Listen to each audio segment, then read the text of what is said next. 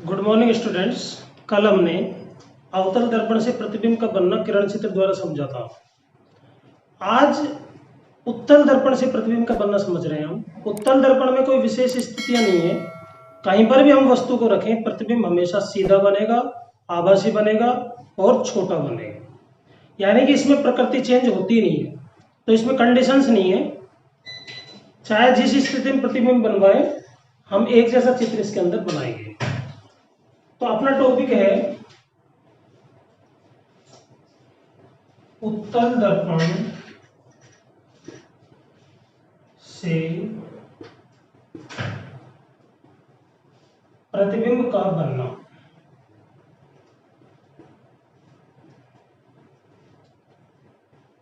Chapter अपना चल ही रहा है प्रकाश।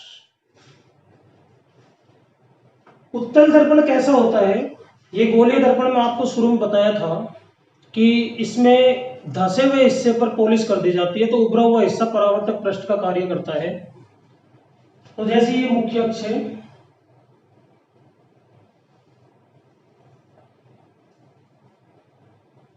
ये उत्तल दर्पण है,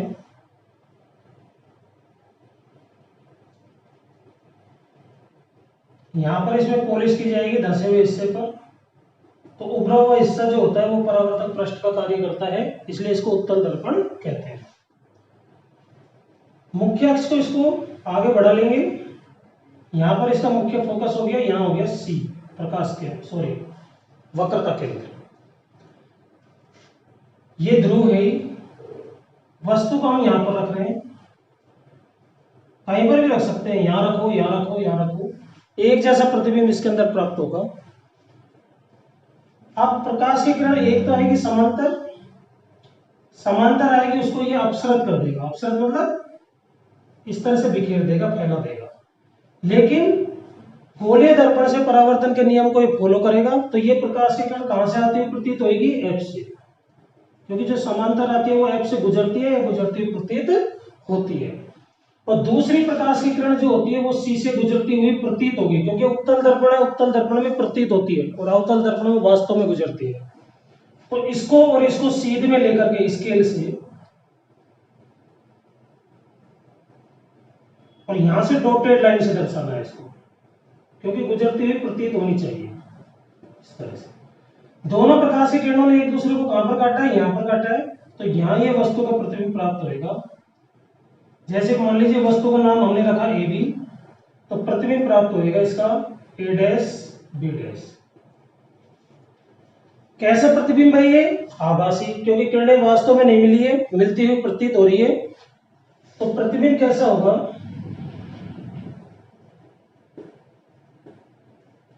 आभासी। आभासी प्रतिबिंब हमेशा सीधे होते हैं, सीधा और वस्तु से छोटा। वस्तु बड़ी दिखाई दे रही है, प्रतिबिंब छोटा दिखाई दे रहा है, तो प्रतिबिंब इसमें हमेशा छोटा होगा। आभासी, सीधा एवं वस्तु से छोटा।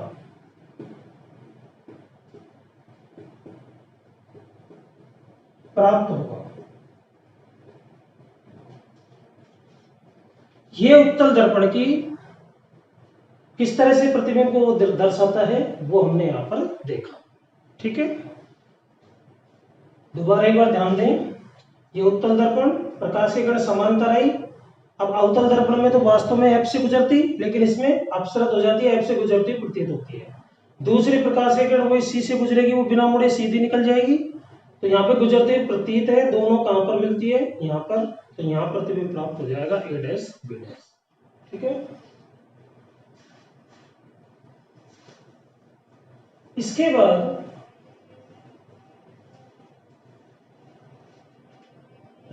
दो छोटे छोटे टॉपिक है दर्पण से संबंधित। सबसे पहले दर्पण सूत्र।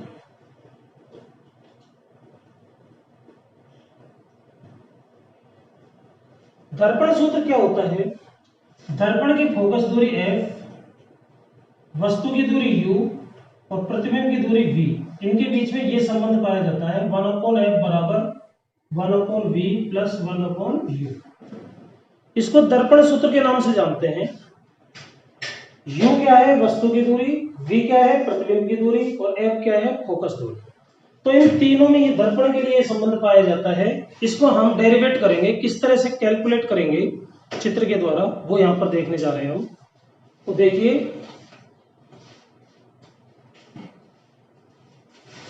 सबसे पहले हम एक किरण चित्र बनाते हैं।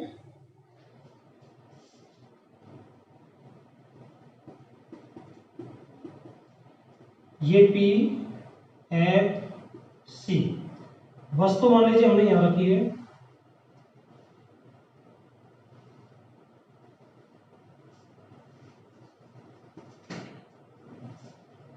ये समांतर वाले प्रकाश की कहां से गुजरेगी? एफ से।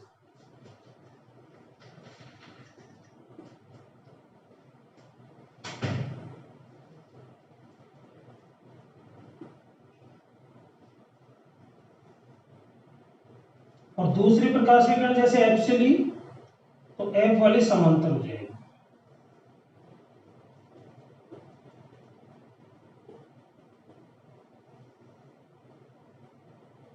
यहां पर एक दूसरे को काटा है तो यहां प्रतिबिंब प्राप्त हुआ। मान लीजिए वस्तु का नाम हमने रख दिया ए बी, प्रतिबिंब जो ये बना है इसका नाम रख दिया ए डैश बी डैश। अब हम जानते हैं समस्त दूरियां कहां से नापी जाएगी? पी से। तो पी से वस्तु की दूरी यानी कि ये दूरी, यहां से यहां तक की दूरी किससे दर्शाई जाती है? यू से। दर्पण के ध्रुव से वस्तु की दूरी को किससे दर्शाया जाता है? यू से। प्रतिबिंब यहां पर बना है ए डैश बी डैश, तो ये जो डिस्टेंस है इसको दर्शाते हैं किससे? वी से। और मुख्य फोकस तक की जो दूरी होती है पी से मुख्य फोकस तक की, इसको दर्शाया जाता है किससे? एफ से। अब हम ये डेरिवेट करना चाह रहे हैं कि यूवी एफ में ये संबंध होता है, ठीक है? तो कैसे दर्शाएंगे?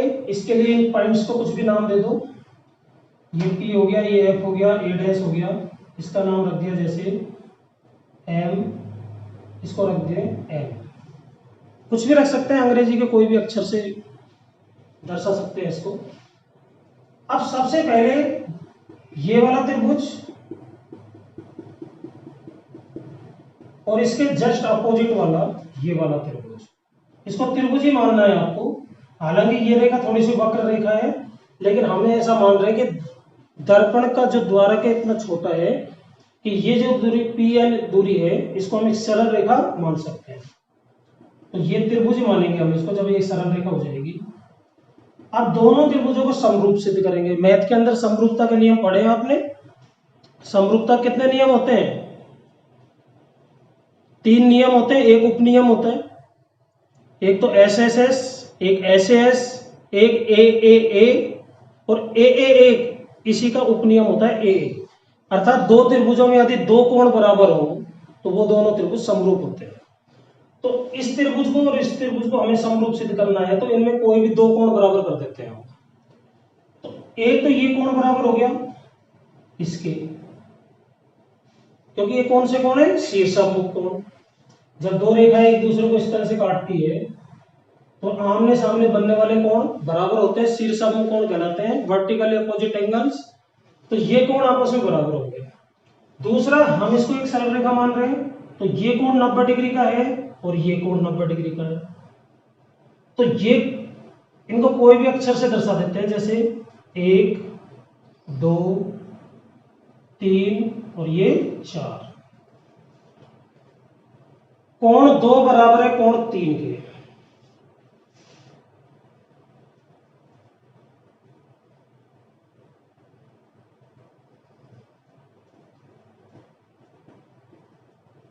पहले दोनों त्रिभुजों के नाम लिखें। कौन कौन से त्रिभुज है? A B F,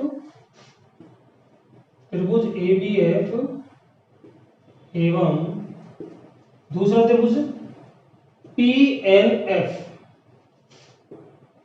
P N F में क्या क्या बराबर है? कोण 1 बराबर है कोण 4 के। कौन से कोण? 90 डिग्री, प्रत्येक 90 डिग्री। दूसरा, कोण 2 बराबर है कोण 3 के। कोण 2 बराबर कोण 3। कौन से कोण है ये? शीर्षामुख कोण।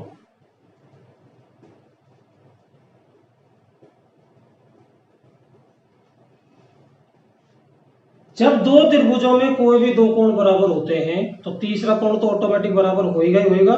तो ये ए उपनियम भी है, समरूपता का ए उपनियम। तो यहां लिखेंगे ए मतलब एंगल, उपनियम से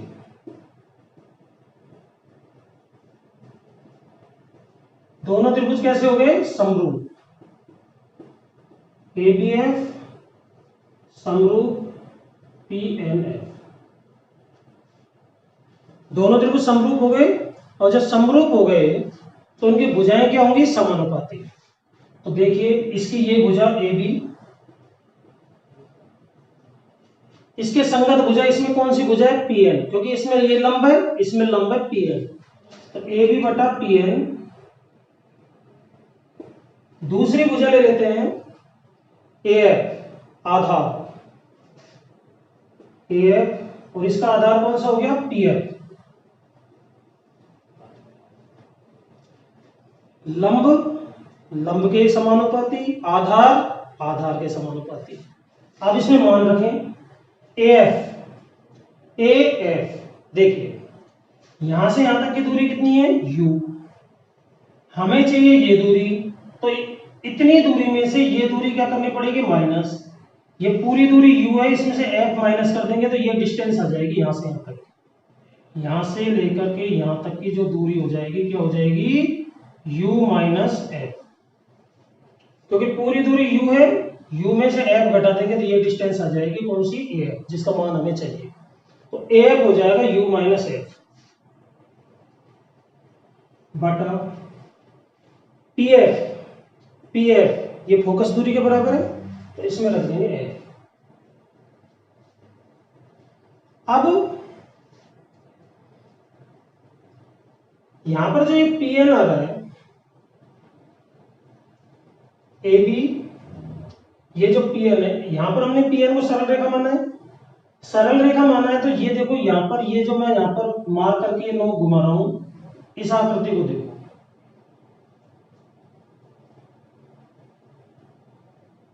क्या बन रहा है? ये आयत आयत बन रहा है। तो आयत के आमने सामने की भुजा क्या होती है? बराबर। तो PN जो है वो किसके बराबर होएगा? इसके A डैश B डैश के।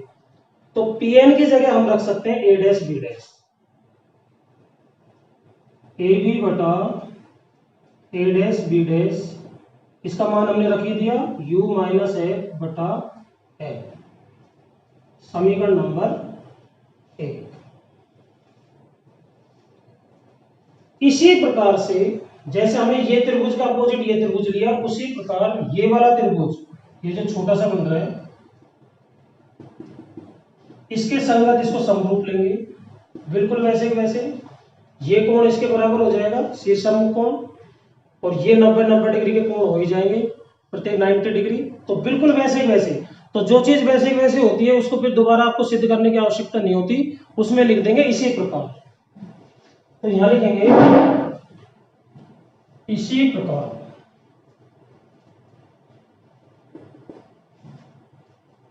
कौन कौन से त्रिभुज? A dash B dash F, A dash B dash F समरूप हो गया PMF, PMF। जब ये दोनों त्रिभुज समरूप हो गए तो वैसे ही जैसे ये भुजाएं हमने समानुपाती ली थी उसी प्रकार इनको समानुपाती ले लेंगे।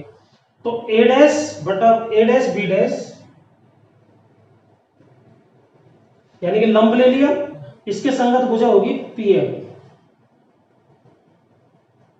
दूसरा आधार ले लो, आधार कौन सा है? A dash F, A dash F। अब इसका आधार A डैश F है तो इस वाले का, इसका जो अपोजिट है उसका आधार हो गया PF। मान रखेंगे A dash F, A dash F। देखिए यहां से यहां तक की कितनी है? V। हमें चाहिए ये, यहां से यहां तक की V, और इसमें से ये वाली माइनस कर देंगे F। V में से F गया तो ये डिस्टेंस आ जाएगी यहां से लेके यहां तक V minus F। v minus F बटा पी एफ। पी एफ ये फोकस दूरी के बराबर है स्मॉल एफ। हल करें आगे, ए डैश बी डैश बटा, अब पी एम जैसा हमने यहां पर देखा था ये पी एन इसके बराबर हुई, क्योंकि आयत के आमने सामने भुजाएं बराबर होती है। उसी तरह से ये एक आयत बन रहा है, इसको हम सरल रेखा मान लेंगे। तो आयत की ये जो पी एम है ये किसके बराबर हो जाएगी, ए बी के। तो इसके स्थान पर रख दिया पी एम की जगह ए बी बराबर वी माइनस एफ बटा एफ। अब समीकरण जो ये दो प्राप्त होगी, इसकी तुलना जरा दो एक से करें हम, तो इसमें एक चीज देख रहे हैं एलएचएस में, इसमें ए डैश बी डैश ऊपर आ रहा है, इसमें ए डैश बी डैश कहाँ आ रहा है, नीचे। तो इसको एक जैसा बनाने के लिए हम पलट देते हैं। किसी भी समीकरण में दोनों पक्षों को पलट दे तो कोई फर्क नहीं पड़ता है। तो यहाँ पर पलट दो इसको ताकि बिल्कुल उसके सिमिलर हो जाए। तो इसको पलटेंगे ए बी बटा ए डैश बी डैश। इसको आपने पलटा है तो इसको भी पलटना पड़ेगा, आरएचएस को भी। तो एफ बटा वी माइनस एफ, ये प्राप्त होगी समीकरण नंबर 2। समीकरण 1 हमने प्राप्त करी इन त्रिभुजों से, समीकरण नंबर 2 प्राप्त करी हमने इस और इस त्रिभुज से। बिल्कुल सेम कार्य किया है एक जैसी स्थिति में। अब इन दोनों समीकरणों को हल करते हैं। देखिए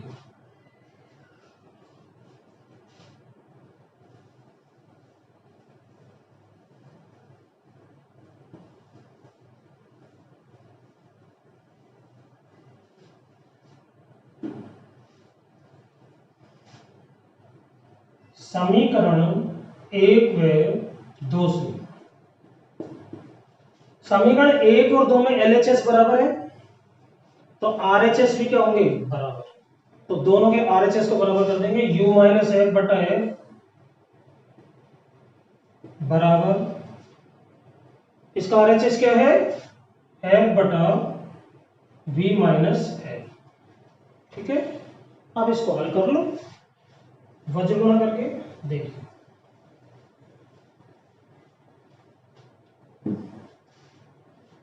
वज्र गुणा करने पर एफ को एफ से गुणा किया, F square, u minus F और इसको गुणा करेंगे v माइनस एफ से। एफ स्क्वायर, u को v से गुणा करा uv, u को f से गुणा किया uf, खत्म।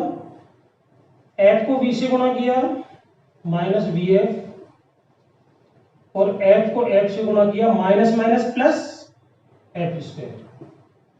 f स्क्वायर से f स्क्वायर कैंसिल हो जाएगा,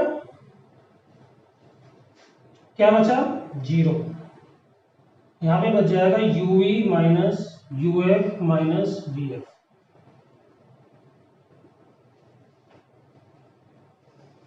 माइनस वाली जितनी भी संख्याएं हैं उनको इधर ला सकते हैं हम प्लस बनाने के लिए, uf प्लस vf, पक्षांतरण किया तो माइनस किस में चेंज हो जाएगा, प्लस में, और उधर बच जाएगा uv। हमें ये लाना है तो इसके लिए क्या करेंगे, uvf से प्रत्येक पद में भाग दे देंगे। क्या किया, uvf से प्रत्येक पद में भाग देने पर, तो सब में uvf से भाग दिया, इसमें भी और इसमें भी। uf से uf कैंसिल, vf से vf कैंसिल, uv से uv कैंसिल। क्या बचा, 1 बटा v, यहां से बच गया, यहां से ऊपर 1 नीचे u, 1 बटा u, और यहां से 1 बटा f। ये क्या है, दर्पण सूत्र। घुमा के लिख सकते हो, 1 बटा f बराबर 1 बटा v प्लस 1 बटा u। इस तरह से हम दर्पण सूत्र को डेरिवेट करेंगे। ठीक है।